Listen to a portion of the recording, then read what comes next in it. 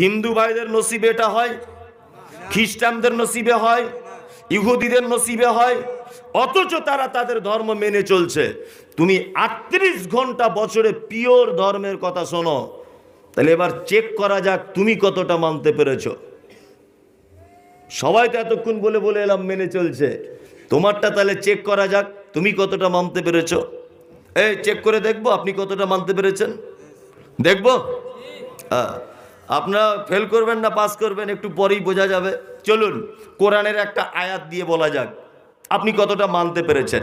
ধরে নেন আজকে জুম্মার দিন, আজকে আমি এই বয়ানটা করছি। কি আল্লাহ বলেছেন, ইয়া আইয়ুহাল্লাযীনা আমানু ইন্নামাল খামরু ওয়াল মাইসিরু ওয়াল আনসাবু ওয়াল আজলামু রিজসুম মিন আমালিশ শাইতান ফাজতানিবুহু লাআল্লাকুম তুফলিহুন। আল্লাহ বলছে, শোনো তোমরা যারা ঈমান নিয়ে এসেছো, আমি আল্লাহ তোমাদের জন্য 4টে জিনিসকে হারাম করে দিলাম, 4টে জিনিসকে নিষিদ্ধ ঘোষণা করে দিলাম। এই 4টে জিনিস তোমরা কেউ করতে পাবে না। এই 4টে জিনিস করে কারা? শয়তান করে। এই 4টে জিনিস আল্লাহ ঈমানদারকে বলছেন, তোমরা যারা ঈমান নিয়ে এসেছো, ইয়া আইয়ুহাল্লাযীনা আমানু, হে তোমরা যারা ঈমান নিয়ে এসেছো, ইন্নামাল খামর, তোমাদের জন্য মদ হারাম। মদ হারাম তোমাদের জন্য। এটা 1500 বছর আগে থেকে আলোচনা হচ্ছে কি হচ্ছে না? মদ হারাম হচ্ছে। এই আপনাদের কি অ্যালার্জি আছে? আপনারা বসছেন না কেন? বসুন। কোরআনের মজলিস দাঁড়ানো যাবে না এখানে, আর নয় আপনি চলে যান, দাঁড়াতে পাবেন না, বসে যান, চুপচাপ মেরে বসে যান। কোরআনের মজলিস এখানে শুনলে আপনি নেকি পাবেন, দাঁড়াবেন কেন? বসুন। আর না হলে আপনি আস্তে আস্তে করে চলে যান। আপনার জন্য পরিবেশ নষ্ট হচ্ছে, দেখতে খারাপ লাগছে।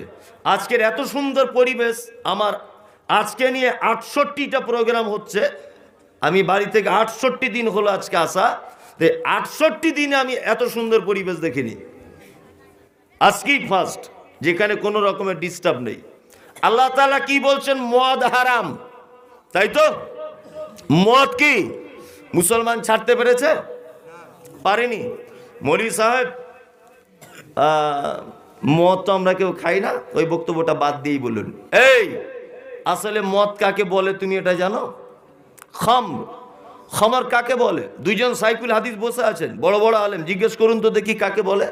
আল্লাহ নবী সাল্লাল্লাহু আলাইহি ওয়াসাল্লাম বলছেন, এমন এক নেশাদার দ্রব্য যেটা পান করলে তোমার মস্তিষ্কের চাকাটা উল্টা দিকে ঘুরে যায়, ওটাই মদ। তাই তো নাকি?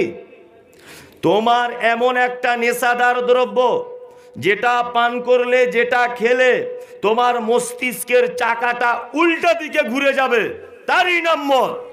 আর আল্লাহর নবী আরেক জায়গাতে বলেছেন যে এমন এক নেশাদার দ্রব্য যার বেশি পরিমাণ খেলে তোমার যদি মাথা চক্কর লেগে যায়, তার অল্প পরিমাণটাও কি হারাম? জি, আপনাকে বলি, মদ বলতে আমরা কি জানি? মদ মানে আমরা বুঝি 4 জন বন্ধু মিলেতে রেল লাইনের ধারে বসে, 4 জন বন্ধু মিলে আমবাগানের ভিতরে গিয়ে, 4 জন বন্ধু মিলে কোনো একটা জমির মাঝখানে গিয়ে 4টে গ্লাস নিয়ে বড় একটা বোতলের মুখটা খুলে 4টে গ্লাসে ঢেলে দিয়ে চানাচুরের চাট করে চপ দিয়ে চাট বানিয়ে ভালো করে খেলাম। ডান দিকের পা বাম দিকে ফেললাম, বাম দিকের পা ডান দিকে ফেললাম, আর বাড়ি এসে উল্টো পাল্টা বকলাম, বাড়ির বউটাকে মা বলে ডাকলাম, আর মনে হলো রাস্তার যত গাড়িগুলো চলছে সব আমার, এই রেল লাইনটা আমার, এই জমিটা সব আমার। তখন পাড়ার লোক একে দেখে বলে এ মাতাল। কিন্তু বন্ধুরে আমার, 1 গ্লাস মদ পান করে ও যতটা পাপ অর্জন করলো, আপনি প্রত্যেক দিন ততটাই পাপ অর্জন করছেন। আপনার হুঁশ নেই বলে ব্যাপারটা বুঝতে পারছেন না। আমি মাওলানা মুমতাজুল ইসলাম, আমি জীবনে কোনোদিন মদ পান করিনি। আমি আপনি যদি আমাকে একটা জর্দা দিয়ে পান যদি খাইয়ে দেন, তাহলে আমার মাথা ঘুরবে কি ঘুরবে না? আপনি জীবনে কোনোদিন আমি মদ পান করিনি, আপনি যদি আমাকে একবার যদি গুটকা পান কিছু খাইয়ে দেন, আমার মাথা ঘুরবে কি ঘুরবে না? আপনি যদি আমাকে বিড়ি পান করিয়ে দেন, আমার মাথা ঘুরবে কি ঘুরবে না? আপনি যদি আমাকে খৈনি লাগিয়ে দেন, আমার মাথা ঘুরবে কি ঘুরবে না? তার মানে বোঝা গেল, এক গ্লাস মদ পান করলে যে পাপ হয়, একবার বিড়ি টানলে একই পাপ হয়। এক গ্লাস মদ পানে যে পাপ হয়, জর্দা দিয়ে পান লাগালে একই পাপ হয়। এক গ্লাস মদ পানে যে পাপ হয়, খৈনি মলে গালে দিলে একই পাপ হয়। এক গ্লাস মদ পানে যে পাপ হয়, গুটকা পিড়ি খেলে পরে একই পাপ হয়। আল্লাহর নবী এ কথা বলেছেন। এই বিড়ি খাও, বিড়ি খাও, তামুক খাও, জর্দা দিয়ে পান লাগাও, লাগাও তো তোমার ব্যাপারে আল্লাহ নবী কি বলছে তাহলে আর একটু জেনে নাও। আল্লাহ নবী বলছেন, পৃথিবীর কোন মানুষ যদি নেশার জিনিস যদি পান করে একবার, 40 দিন যাবত তার কোনো ইবাদতকে আল্লাহ গ্রহণ করবে না। 40 দিন তার নামাজ হবে না, 40 দিন তার জাকাত কবুল করা হবে না, 40 দিন তার তাহাজ্জুদ হবে না, 40 দিন যাবত তার দান কবুল করা হবে না। সাহাবীরা বলছেন, আল্লাহর নবী, লোকটা যদি তওবা করে নেয়, বিশ্ব নবী বলছেন তার তওবাকে কবুল করা হবে। সাহাবীরা বলছেন, আবার যদি খেয়ে নেয়, বিশ্ব নবী বলছেন আবার 40 দিন ওই লোকটার কোনো ইবাদত কবুল করা হবে না। সাহাবীরা বলছেন, আল্লাহর নবী, লোকটা যদি আবার যদি তওবা করে নেয়, বিশ্ব নবী বলছেন তার তওবাকে গ্রহণ করা হবে। আবার সাহাবীরা বলছেন, আল্লাহর নবী, লোকটা তৃতীয়বার যদি খেয়ে নেয়, বিশ্ব নবী বলছেন, শুনে নাও, তাকে জাহান্নামের ভিতরে দেওয়া হবে।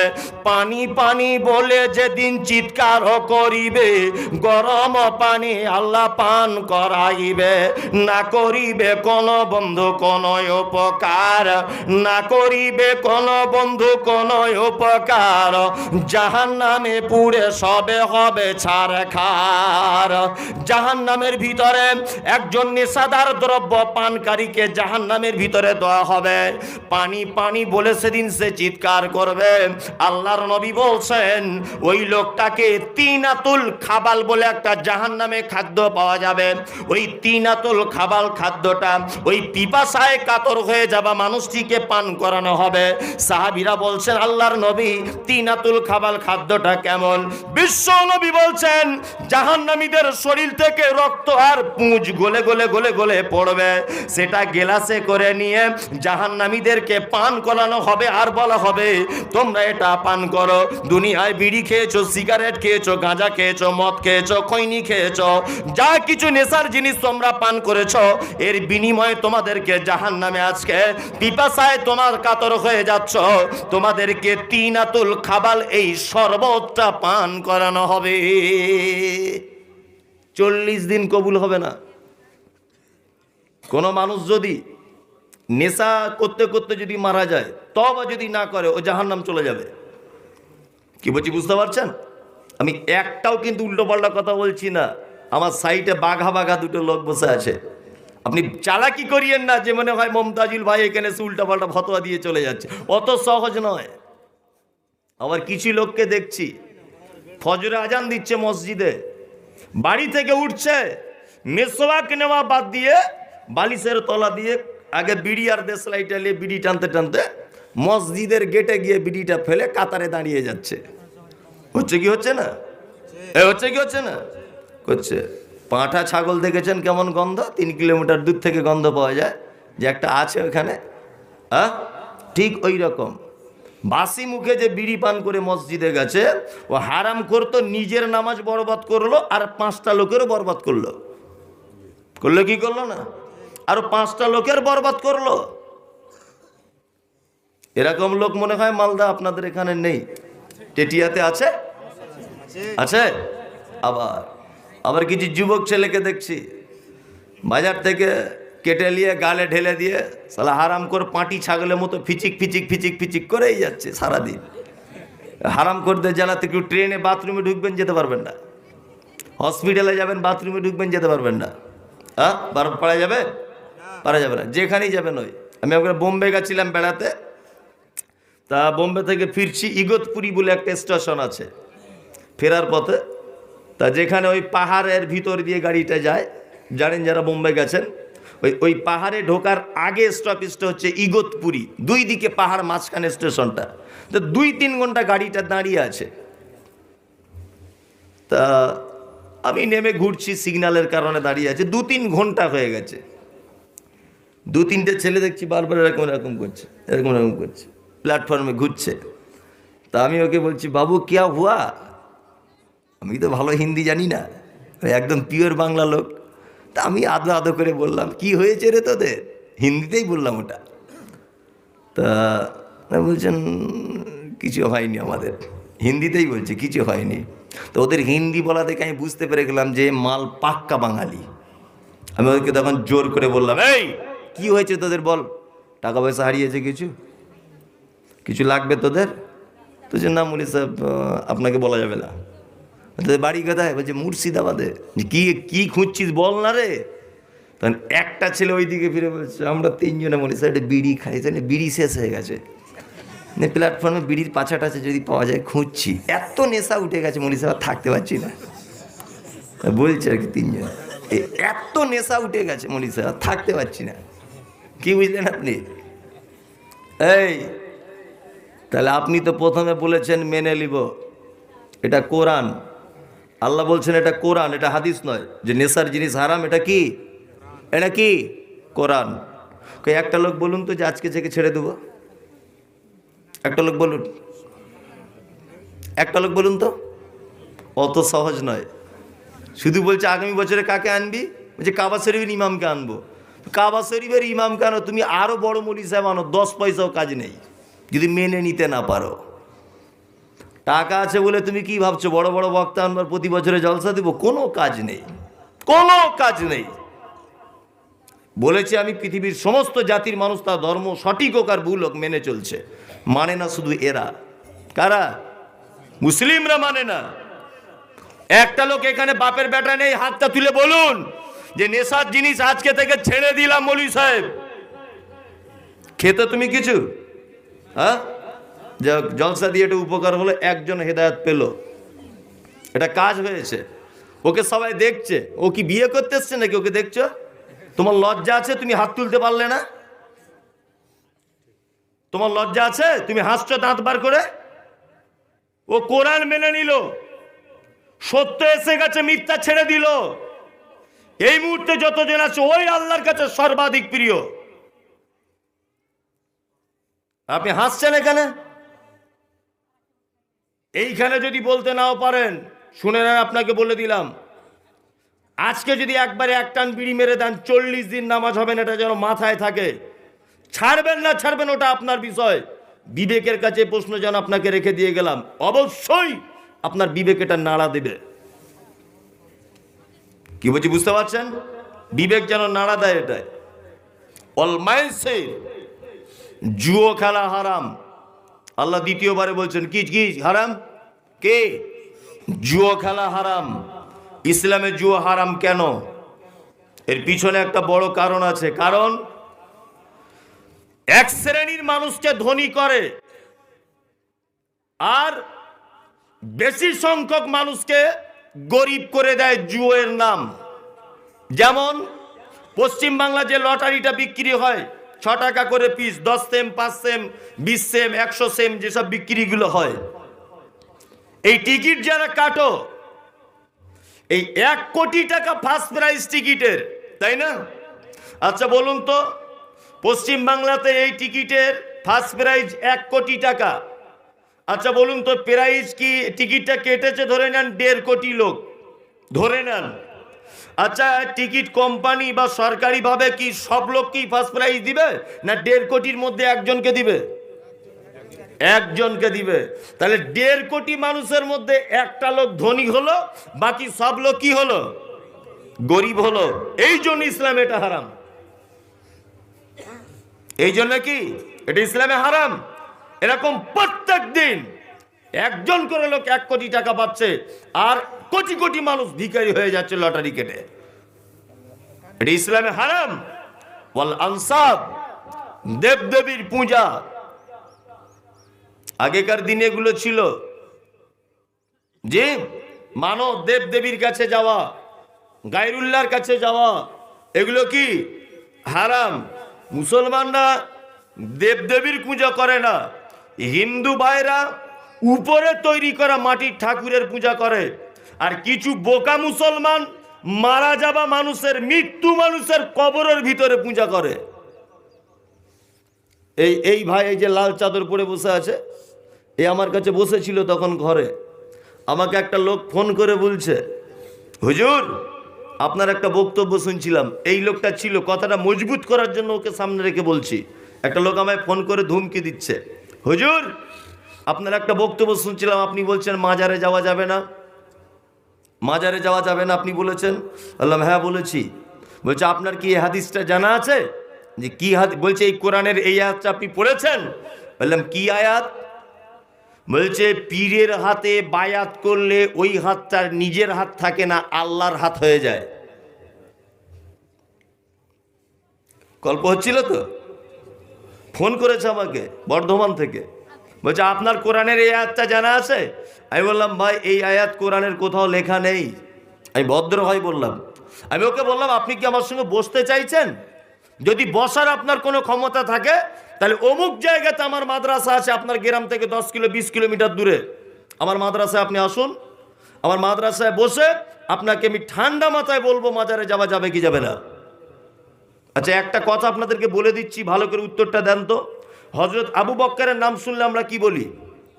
বলুন, রাদিয়াল্লাহু তাআলা আনহু। বাংলা মানে আল্লাহ তুমি তার উপর রাজি হও।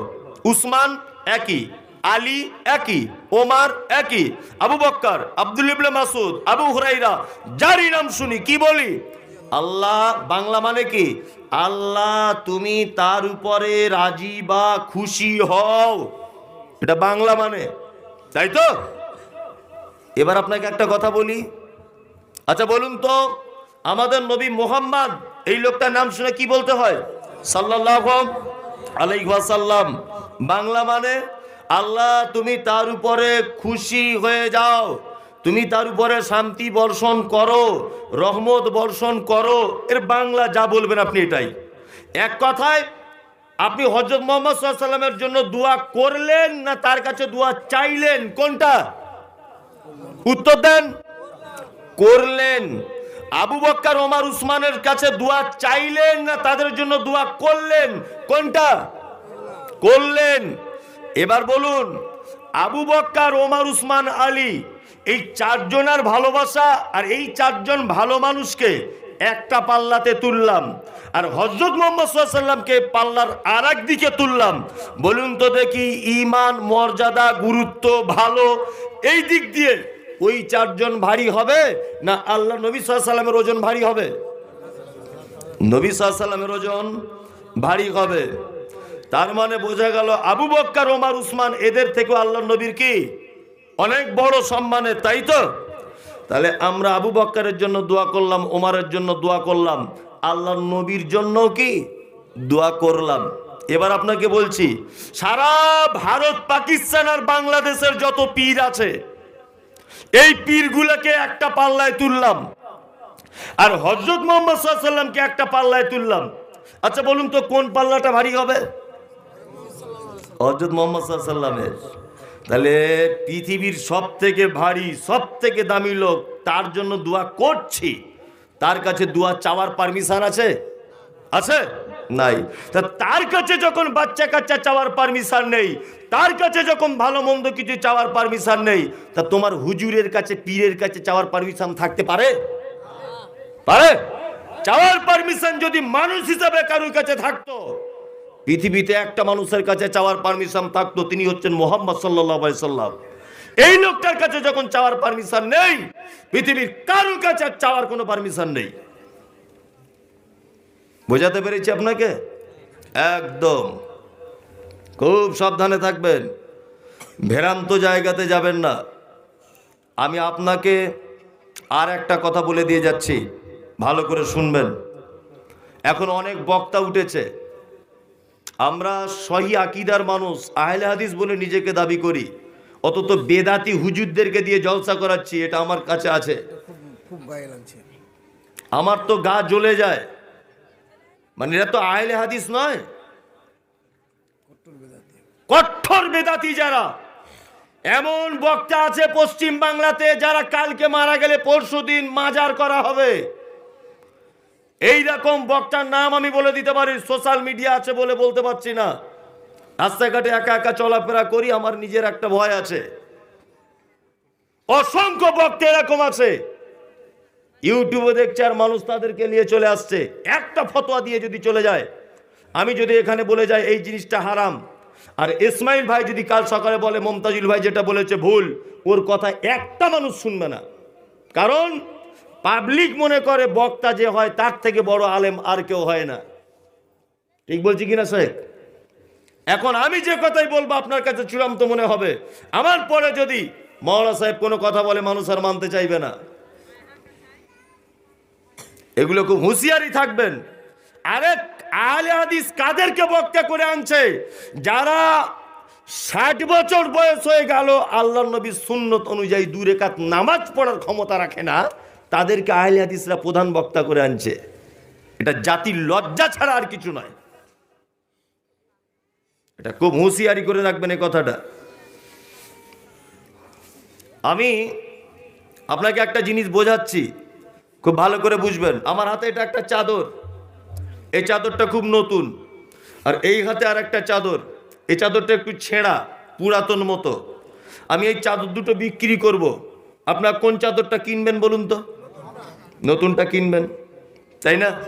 এবার আপনাদেরকে বলছি, আচ্ছা আমার এই চাদরটা, এটা আমার নিজের ব্যবহার করা চাদর, আর এটা একটু হালকা ছেঁড়া আছে, দেখতে খুব একটা ভালো না। আমি যদি বলি যে এই চাদরটা হযরত মুহাম্মদ সাল্লাল্লাহু আলাইহি ওয়াসাল্লাম পরেছিলেন, আচ্ছা বলুন তো এবার আপনি কোন চাদরটা কিনবেন? ছেঁড়াটাই কিনবেন, তাই না?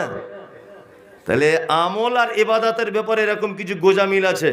যেমন আল্লাহুম্মা সাল্লি আলা সাইয়্যিদিনা মাওলানা মুহাম্মাদ ওয়া আলা আলি। হুজুর গরম দুধ খায়, এটা মানুষের তৈরি করা দরুদ। আর হযরত মুহাম্মদ সাল্লাল্লাহু আলাইহি ওয়াসাল্লাম বলেছেন আল্লাহুম্মা সাল্লি আলা মুহাম্মাদ ওয়া আলা আলি মুহাম্মাদ কামা সাল্লাইতা আলা ইব্রাহিম ওয়া আলা আলি ইব্রাহিম ইন্নাকা হামিদুম মাজিদ। আল্লাহুম্মা বারিক আলা মুহাম্মাদ ওয়া আলা আলি মুহাম্মাদ কামা বারাকতা আলা ইব্রাহিম ওয়া আলা আলি ইব্রাহিম ইন্নাকা হামিদুম মাজিদ। বলুন আপনি কোনটা নেবেন? নবীর দেওয়াটা নেবেন না মানুষের তৈরি করাটা নেবেন? নবীর দেওয়াটা নেবেন। নবীর দেওয়াটা এত শুরু করে বলা যায় না, কিন্তু এদেরটা শুরু করে বলা যায়। ওটা দেখতে ভালো, দেখতে ভালো লাগে, কিন্তু ওইটা যদি আপনি আমল করে নেন জাহান্নামে যাবার জন্য ওইটাই যথেষ্ট, আর কিছু করা লাগবে না। আল্লাহ কোরআন মাজিদে বলেছেন যে লিয়াবলুয়াকুম আইয়ুকুম আহসানু আমালা, তোমাদেরকে আমি প্রশ্ন করব তোমাদের মধ্যে উন্নত মানের আমল কে করেছো, উৎকৃষ্ট আমল কে করেছো। এখানে আল্লাহ এটা বলেনি যে বেশি আমল কে করেছো, আল্লাহ বলেছে ভালো আমল কে করেছো তোমাদের মধ্যে। তার মানে আমল বেশি করতে হবে এটা আল্লাহ বলছে না, আল্লাহ বলছেন তোমাদের মধ্যে উত্তম আমল কে করেছো বলো। আপনাকে একটা কথা মাঝখানে আবার বলে রাখছি, আমি একজন মাধ্যমিকের স্কুলের মাস্টার ধরে নেন। আমি রাখাল ছেলে বাড়ি ফিরে যাবো শিশির দেওয়া পা, এই কবিতাটি ছাত্রকে বলেছি যে তুমি 8 লাইন মুখস্থ লেখো। আমি মাস্টার প্রশ্ন করেছি, কবিতাটি 30 লাইনের, ধরে নেন 30 লাইনের। আচ্ছা বলুন তো, ছাত্র বলছে মনে মনে ভাবছে যে মাস্টার 8 লাইন লিখতে বললো, আমার তো মুখস্থ 30 লাইনই আছে, তাহলে 30 লাইনই মুখস্থ লিখে দিই। পরীক্ষা খাতায় 30 লাইন লিখে দিল।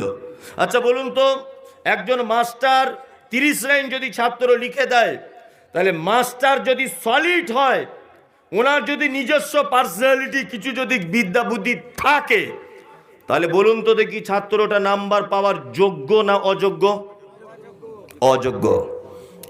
এক মাস্টারের প্রশ্ন মানে মাস্টারের কথার অবাধ্য ছাত্র, এই কারণে নাম্বার পাবে না। যত 100 লাইন কবিতায় মুখস্থ লিখে দিক নাম্বারও পাবে না। ঠিক তেমন আমলের ক্ষেত্রে হযরত মুহাম্মদ সাল্লাল্লাহু আলাইহি ওয়াসাল্লাম যেখানেই থেমে গেছেন আপনাকে সেখানেই থেমে যাওয়া লাগবে। আল্লাহ নবী সাল্লাল্লাহু আলাইহি ওয়াসাল্লাম যেখানেই করতে বলেছেন ওইখানেই করা লাগবে। আল্লাহ নবী সাল্লাল্লাহু আলাইহি ওয়াসাল্লাম যে পদ্ধতিতে করতে বলেছেন ওই পদ্ধতিতেই করা লাগবে। আপনাকে কত হুজুরের কথা বলবো। দক্ষিণ 24 পরগনা প্রোগ্রাম করতে গেলাম আজ থেকে 20 দিন আগে। তো আমি ভাত খেতে বসেছি, আমার পাশে 20 জন যুবক ছেলে বসে আছে। ইউটিউবে দেখে নিয়ে গেছে, গিয়ে দেখছি সব পীরপন্থী লোক, বুঝলেন না, বেদাতি লোক। তা আমি মাছের কাঁটা মাছ খেয়ে ফেলে দিচ্ছি, আর একটা ছেলে দেখছি কাঁটাটা নিয়ে চুষছে। তো মনে মনে ভাবছি কি ব্যাপার, এরকম কেন হচ্ছে। আর একটা লোক এসে আমাকে বলছে হুজুর আজ 15 দিন অপেক্ষা করছি। যে কেন? আমি ভাত নিব না, জোর করে করে ভাত দিয়ে দিচ্ছে। নিয়ে আমার খাওয়া হয়ে গেল, আমি স্লিপ চিতে হাত ধুয়ে নিলাম। এখন তারপরে দেখছি যারা ছিল কারাকুরি করে আমার এই হাঁটু ভাতগুলো মেখে খাচ্ছে। আমি একটা লোককে বললাম, ভাই এটা কেমন সিস্টেম? যে হুজুর আস্তাগফিরুল্লাহ, আপনি এই কথাটা জিজ্ঞেস করছেন? আমরা ছোট থেকে শুনে এসেছি হুজুরের এঁটো খেলে 7 বছরের গোনা, কাবিরা গোনা ক্ষমা হয়ে যায়। ওরা বলছে হুজুরদের এঁটো যদি কেউ খেতে পায় 7 বছরের কাবিরা গোনা ক্ষমা হয়। তা আমি তখন মিষ্টি করে বলছি, ভাই তাহলে তো তোদের কিছু করা লাগবে না, তা আমাকেই মাঝে সাঝে আনিস, হাঁটু করবো আর খাস, কি আর করবো তোদের। কেমন আকীদার মধ্যে আছে দেখুন। হ্যাঁ, আর এই হুজুরদা 2-3টে পীরের বিরুদ্ধে বলেছে, মাজারের বিরুদ্ধে বলেছে। আহলে হাদিসরা মনে করছে মনে হয় পাক্কা আহলে হাদিস, পাক্কা মনে হয় সহি আকীদার লোক। ভাবছে কি ভাবছে না? অথচ ওর আকীদাই নেই। ও আল্লাহ নবীর পদ্ধতিতে 2 রাকাত নামাজই পড়তে পারে না। ওই জন্য অবশ্যই এই সমস্ত লোকদেরকে জিজ্ঞেস করবেন যে এই বক্তাটাকে আনতে চাইছি, বক্তারা ঠিক হবে কি না, অবশ্যই জানবেন। আমাদের সহি আকীদার যে সমস্ত আলেমরা আছে, আমার ছোট জ্ঞানে একটা জয়ীফ হাদিস বলে দিতে পারি আমি, মানুষ, আমার তাহকিক করা নেই, এটা হতে পারে, হতে পারে, কিন্তু আকীদার ব্যাপারে আমার কোনো ত্রুটি নেই, কোনো ত্রুটি নেই। আমাদের আহলে হাদিস মসজিদের ইমাম সাহেবদের আকীদার ব্যাপারে কোনো ত্রুটি নেই। 2-3টে জাল হাদিস বলে দিতে পারে, ওর তাহকিক করা নেই, হয়ে যেতে পারে, ওটা মানুষ তো, হতে পারে এটা। আমি যে কথা আপনাকে বলছিলাম, কারো কাছে নয়, যা কিছু প্রয়োজন কার কাছে চাওয়া লাগবে? জোরে বলুন, আল্লাহর কাছে। আমার আল্লাহ দিতে সক্ষম না অক্ষম? সক্ষম। কোথাও যাওয়া লাগবে না।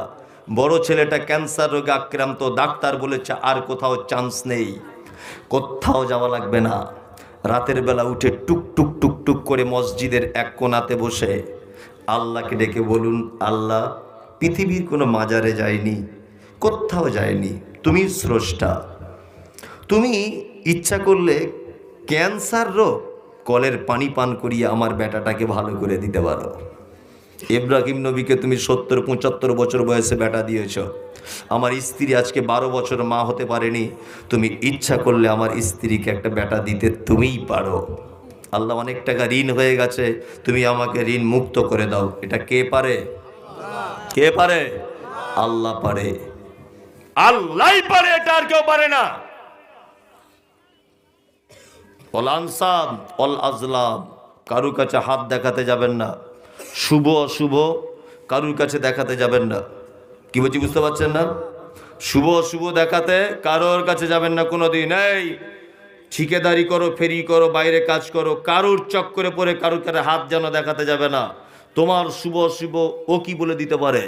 হ্যাঁ, রোজা ও গুনিনের কথা যদি সত্য হতো, তারা কেন ফুটপাতে ভিক মেঙে খেত? হ্যাঁ, এই আমার কপালে কি আছে না আছে ও বলে দিতে পারছে, তা ও কেন ফুটপাতে বসে আছে 10 টাকার লেগে? বদমাইশির জায়গা পাও না? হ্যাঁ, বলছে মানুষ নাকি বিজ্ঞানের যুগে খুব শিক্ষিত হয়েছে। আমি তো কাউকে শিক্ষিত দেখতে পাই না আজ পর্যন্ত। আপনাদের এখানে কোর্ট কোথায় যেখানে বিচার হয়? চাঁচল, মালদা। মালদা চাঁচলও আছে নাকি? চাঁচল, চাঁচল কোর্টে যাবেন, দেখবেন কোর্টের বাইরে 2-4টে লোক জাম গাছের শিকড়, আম গাছের শিকড়, কলা গাছের পাতা নিয়ে একটা ভাঙা মাইক নিয়ে বসে আছে আর বলছে, এই আফ্রিকা কঙ্কো জঙ্গল সে লেকে আয়ে হ্যায় জড়ি বুটি। জড়ি বুটি যে কোনো জায়গার নয়, আফ্রিকা থেকে নিচে এগুলো। আপনার স্ত্রী 15 বছর বিবাহিত, মা হতে পারেনি, পুরুষ মানুষ বিয়ে করতে ভয় পাচ্ছেন, প্রেমিক প্রেমিকা কাছে আসতে পাচ্ছেন না, দূরে দূরে আছে, সব এক জায়গা হয়ে যাবে, তোমার 12টা বাজিয়ে দেবো, সব রোগ ভালো হয়ে যাবে, আমার গাছ নিয়ে নাও, কোমরে পড়ো। এই ওর কপালে কিছু জোটেনি বলে ও চিটিংবাজি করতে বসেছে ভাঙা মাইক নিয়ে, আর ওই গাছ কিনে আনছে কোর্টে, এইমাত্র বিচার করে বার হলো হাকিম, ও কিনছে ওর বৌমার জন্য বাচ্চা কাচ্চা হবে বলে। এর মতো গরু আর কেউ আছে? হ্যাঁ, এমবি